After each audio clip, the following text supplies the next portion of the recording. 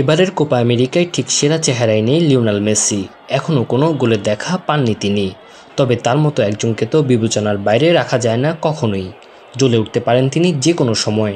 তাছাড়া প্রথম ম্যাচে কানাডার রক্ষণভাগের বেশ পরীক্ষা নিয়েছিলেন আর্জেন্টিনার এই অধিনায়ক। সেমিফাইনালে তাই তাকে আটকে রাখার বাড়তি মনোযোগ দেওয়ার বার্তা দিয়ে রাখলেন কানাডার কোচ জেসি মার্শ। নিউ জার্সির মেট লাইফ স্টেডিয়ামে বাংলাদেশ সময় বুধবার ভোরে কোপা আমেরিকার ফাইনালে ওঠার লড়াইয়ে মুখোমুখি হবে আর্জেন্টিনা ও কানাডা। টুর্নামেন্টের উদ্বোধনী ম্যাচও খেলেছে এ দুই দল। সেদিন 2-0 গোলে জয় পায় টুর্নামেন্টের রেকর্ড 15 বারের শিরোপা জয়ীরা।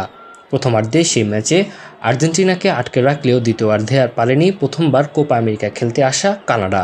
49 মিনিটে হুলিয়ান আলভারেজ ও 88 মিনিটে গোল করেন লাউতারো মার্তিনেজ। দ্বিতীয় গোলটিতে সহায়তা করেন মেসি।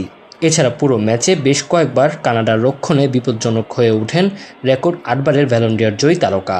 কানাডার কোচের মতে সেদিন মেসিকে একটু বেশি মুক্ত করে দিয়েছিলেন তারা।